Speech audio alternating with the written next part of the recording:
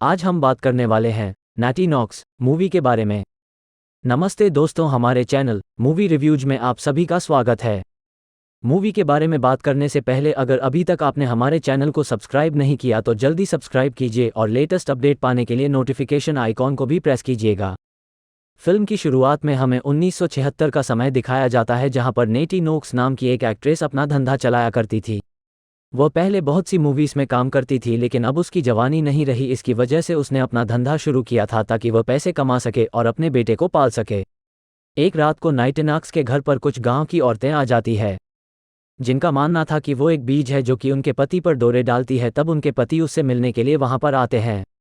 वह लेडीज नेटी को बाहर निकलती है और उसे बुरी तरह देखते हैं और उसे कहती हैं कि वह आखिर एक चुड़ैल की हरकतें कब बंद करेगी। नेटी उनसे कहती है कि वह कोई चुड़ैल नहीं है, मगर वह औरतें उसकी बात नहीं मानती और उसे जलाकर मार डालती हैं। मरते मरते नाइटी उनसे कहती है कि वह आत्मा बनकर वापस आएगी और उन सबसे बदला लेगी। उसका बेटा जो अपनी मां को मरते हुए देखता है, उसे बहुत रोना आता है और उसके बाद उसे एक मेंटल एसाइलम में भेज दिया जाता है। फिर कहानी प्रेजेंट में आती है, जहां हम वोट नाम के एक लड़के को देखते हैं जो कि हाई स्कूल स्टूडेंट था और उसकी छोटी बहन का नाम जूली था और उनका एक दोस्त था जिनका नाम रोबी होता है और उनकी एक बेबी सीटर होती है जिसका नाम ग्रिड होता है, जो कि कॉलेज में पढ़ती है और पार्ट टाइम बेबी सिटिंग का काम करती है। वोट अपने माँ के साथ रहा करते थे, जो कि बहुत जल्दी उनके पति से डाइवोर्स लेने वाली थी। अगर वह इस जिम्मेदारी को ज़रा भी नहीं समझता था तो उसका दोस्त उसे कहता है कि उसने बिल पे नहीं किया है, इसलिए फ़ोन में नेटवर्क आने बंद हो गए हैं। तो वो उसे फ़ोन रिचार्ज कराने को कहता है, मगर उसका दोस्त कहता है कि उसके पास पैसे नहीं है कि वो 50 बॉक्स का रिचार्ज कर सके।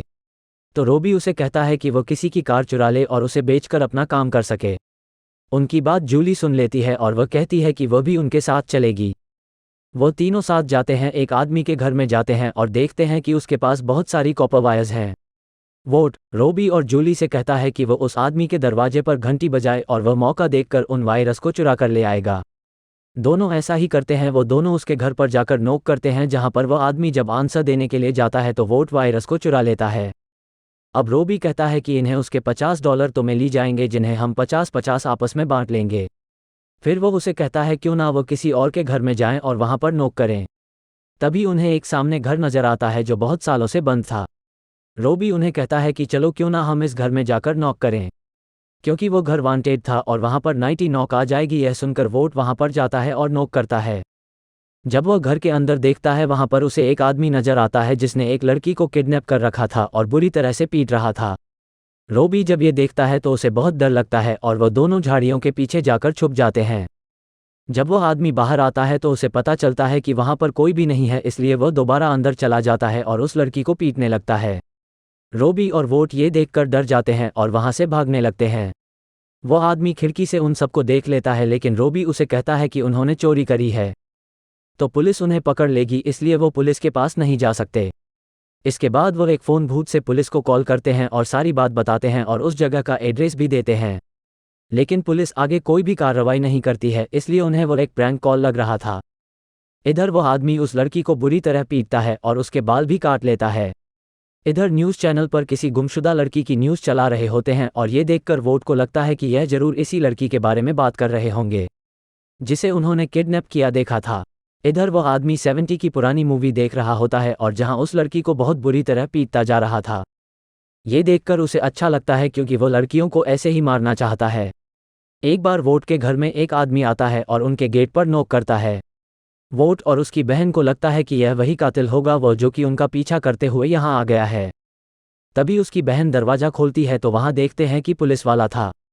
पुलिस वाला उन्हें कहता है कि यहाँ पर पड़ोसियों के चिल्लाने की आवाज़ आ रही थी, तो उसकी माँ उसे बताती है कि उसका हस्बैंड उसके घर आया हुआ था और वह उसे डाइवोर्स लेने वाली है, तो उनके बीच में बहुत सी लड़ाई हो रही थी। ये सुनकर पुलिस ऑफिसर उन्हें कहता है कि तुम अपना ख्याल रखो और वहाँ से चला जाता है। इधर वोट की माँ अपने बॉयफ्रेंड के पास साथ होती है और वह दोनों बात कर रहे होते हैं। तभी हम उसे गाड़ी के पीछे उसे कातिल को देखते हैं जो उन्हें देख रहा होता है। जब उसकी माँ वहाँ से जा रही होती है तो वो उसका पीछा करते हैं। जब उसे एहसास होता है तो वो पीछे मुड़कर देखती है और मगर उसे कुछ भी नज़र नहीं आता। इसके बाद ग्रिड अपने रूम में जाती है और वहाँ पर कपड़े बदलती है और वह कातिल उसे देख रहा होता है क्योंकि वो अगला शिकार उसका ही करना चाहता था। गले दिन जब रॉबी अपने स्टेप फादर से कहता है कि उसके पास एक डील है, उसके पास कुछ कॉपर वायर हैं, अगर वह उसे बेच सका तो उसके पास पैसे इकट्ठे हो सकते हैं। उसका स्टेप फादर उसे कहता है कि वो उसे दिखाएं। जब उसे कॉपर वायर दिखता है तो उसे कहता है कि उसके $25 उसे दे सकता है और यह सुनकर रोबी मान जाता है और $25 उसे दे देता है। अब रोबी वोट के घर जा रहा होता, रास्ते में उसे एक पोस्टर लगा हुआ नजर आता है जिसमें इस लड़की की फोटो होती है जिसे उस घर में देखा था। उसके बाद वो लोग उस घर के बारे में सर्च करने लगते हैं और उन्हें पता चलता है कि सालों पहले वो घर बंद कर दिया गया था। रोबी को लगता है कि शायद उसे ही कुछ करना पड़ेगा, इसलिए वो घर के बाहर एक बॉल फेंकता है जिसके ऊपर एक चिट लगी हुई थी। जब वो कातिल उस चीज़ को पढ़ता है तो उसमें लिखा होता है कि वह जानते हैं कि उसने क्या किया है। तभी वो बाल को उठाता है और देखता है कि उसके ऊपर फिंगरप्रिंट हैं। अगले दिन रोबी जब स्कूल जाता है तो वोट से कहता है कि वह चिंता ना करें, वो कातिल अब तक डर गया होगा, लेकिन तभी उसे याद आता है कि उस बॉल पर उसके फिंगरप्रिंट छूट गए होंगे। इधर हम उस कातिल को देखते हैं जिसने पुलिस की ड्रेस पहनी हुई थी। इससे हमें पता चलता है कि वह कातिल पुलिस वाला है और वह फिंगरप्रिंट को निकाल लेता है और ताकि वह अपनी टीम को उसके बारे में पता लगा सके। इधर वोट अपनी माँ से मिलने आता है क्योंकि वो एक रियल एस्टेट एजेंट थी। वो उस घर की फाइल चेक करने लगता है जिसमें वह कातिल रहता है। तभी उसकी माँ का मालिक आ जाता है और उसके हाथ में वह फाइल देखकर उससे पूछता है कि उसके बारे में उसे क्या जानना है। तो वो मैडम से कहता है कि वह स्कूल प्रोजेक्ट के लिए इस घर के बारे में कुछ जानना चाहता है। तो वो बंदा उसे अपने ऑफिस में ले जाता है और घर की कहानी बताने लगता है और बताता है कि वह घर ननेटी नोक्स का था, जो कि एक बहुत बड़ी एक्ट्रेस हुआ करती थी और हॉरर फिल्में किया करती थी। जब उसकी उम्र ढलने लगी तो उसे डायरेक्टर ने फिल्मों में लेना बंद कर दिया। उसका एक बच्चा था और वह सिंगल मॉम थी, इसलिए अपने बच्चे को पालने के लिए उसने अपने आप को बेचना शुरू कर दिया था। उसने अपने घर को ही ऑथर बना रखा था और हर कोई वहां उससे मिलने के लिए आया करता था, जिससे गांव की औरतें बहुत परेशान हो गई थी और उन्होंने उसे जलाकर मार डाला था और उसके बेटे को उसे मेंटल एसाइलम में भेज दिया था, जहां पर शॉक लगने की वजह से उसकी भी मौत हो गई थी। उस बात सुनकर वो हैरान हो जाता है और उस घर के बारे में पता चल जाता है। इधर रोबी उस घर के घर में पीछे के रास्ते से जाता है जहां पर वो उस कातिल को देखता है जो कि सो रहा था। उसके बाद वह देखता है कि वह एक पुलिस वाला है और उसका नाम भी वो पढ़ लेता है। उसके बाद उस बाल को ले जाता है जो उसने वहीं पर फेंकी थी। जब वह गेट की तरफ देखता है तो उसे नेटी नोक्स की आत्मा नजर आती है। ये देखकर वो बहुत डर जाता है और वहां से भाग निकलता है। कुछ देर बाद उस घर में उस रियल एस्टेट का मालिक आता है क्योंकि उसे नेटी नोक्स की बहुत याद आ रही थी, क्योंकि वह उसका कस्टमर रह चुका था। जब वो ऊपर जाता है तो वह देखता है कि वहां पर वो कातिल मौजूद है। वो उस कातिल से पूछता है कि तुम यहाँ क्या कर रहे हो, तो वह कहता है कि शायद वह उसे भूल गया है।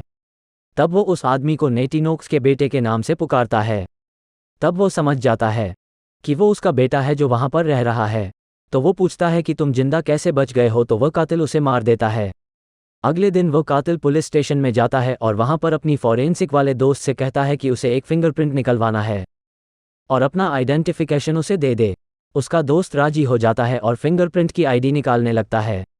जब वो आदमी वहां से जा रहा होता है तो रास्ते में उसे ग्रिड मिल जाती है जो कि उससे कहती है कि यहाँ पर एक रिपोर्ट लिखवाने के लिए आई है। उसे देखकर वो उसे किडनैप करना चाहता है और उसे अपने साथ ले जाता है, लेकिन तभी वहां पर डिटेक्टिव आ जाता है और वह उन्हें रोक लेता है। वह ग्रिड से कहता है कि वह उसके पास आए, तो ग्रिड से सारी बात पूछता है। तो वह उसे बताती है कि वह जिन बच्चों को बेबी सिट करती है उन्होंने यहाँ पर एक इंसिडेंट देखा था जहाँ पर नेटी नोक्स के घर में एक आदमी था जो एक लड़की को प्रताड़ित कर रहा था। तो इंस्पेक्टर उसे कहता है कि वहाँ कोई नहीं रहता है, तो ग्रिड उसे सारी बातें बता देती है। वो कातिल खिड़की से खड़ा होकर ये सब कुछ सुन रहा होता है और उसे पता चल जाता है कि वो बच्चे ही यह सब कुछ कर रहे हैं। इधर वोट की मां नेटी नॉक्स के घर में पहुंचती है और अपने बॉस को ढूंढने के लिए पहुंचती है। जब वो अंदर जाने की कोशिश करती है तो वहां पर वह कातिल आ जाता है जो कि उसे कहता है कि वह यहाँ पर क्या कर रही है। तो वह उसे कहती है कि उन लोगों ने इस घर को बेचने का फैसला लिया है, तो वो चेक करने के लिए आई है कि यहाँ सब कुछ ठीक है या नहीं। ये सुनते ही वो उसे कहता है कि क्या पता पिछला दरवाज़ा खुला हो, और उसे पिछले दरवाजे से अंदर ले जाने लगता है। उसे वहाँ पर सब कुछ ठीक लगता है, लेकिन तभी उसे वहाँ पर लड़की के चिल्लाने की आवाज़ आती है। ये सुनकर वह हैरान हो जाती है और उसकी मदद करना चाहती है, लेकिन तभी वो कातिल उस पर अटैक कर देता है और वह बेहोश हो जाती है। यहाँ पर नदी उसे बताना चाहता है कि वह कातिल एक कॉप है, लेकिन पुलिस वाले उसे पर यकीन नहीं करेंगे। जूली को लेकर भारत में आई होती है, वह वहाँ एक कातिल भी आता है। उसे ब्रैड को किडनैप करने के लिए एक्टिव भी आ जाता है और उसे देखकर हैरान हो जाता है।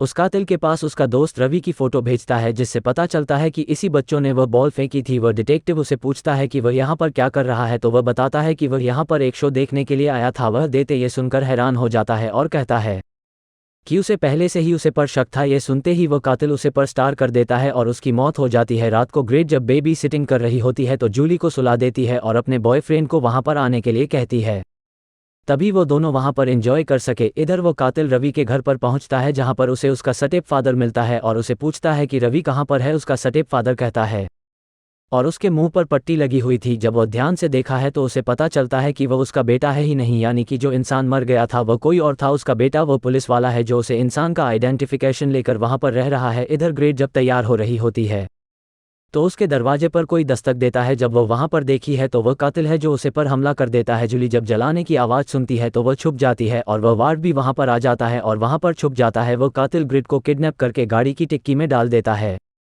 जहां पर गेट देखी है कि उसके बॉयफ्रेंड की लाश पर भी पड़ी हुई है, यानी कि उस कातिल ने उसके बॉयफ्रेंड को भी मार डाला था। उसके बाद वह उसे किडनैप करके अपने घर में ले जाता है और वार्ड और अभी उसका पीछा करने लगते हैं ताकि उसको सबक सिखा सके। तो वह उसे ढूंढने लगते हैं। वहां पर रॉबी का स्टेप फादर भी आ जाता है उनकी मदद करने के लिए। कातिल जबरदस्ती ग्रेट को अपनी मां की मूवी दिखा रहा होता है। जब ब्रैड उसकी मां की मूवी देखी है तो हम देख पाते हैं कि वह प्रोजेक्ट हो चुकी है और वहां पर सभी वहां आ जाते हैं और उसे कातिल पर हमला कर देते हैं।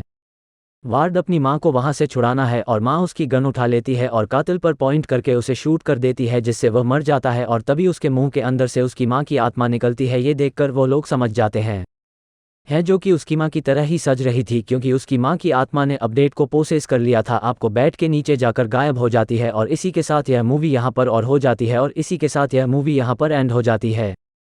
अगली मूवी के रिव्यू आने तक के लिए नमस्कार। तो दोस्तों, ऐसे ही मज़ेदार मूवीज के स्टोरीज जानने के लिए चैनल को सब्सक्राइब कीजिए और कमेंट करके बताइए आपको ये स्टोरी कैसी लगी। मिलते हैं नेक्स्ट वीडियो में। Bye bye.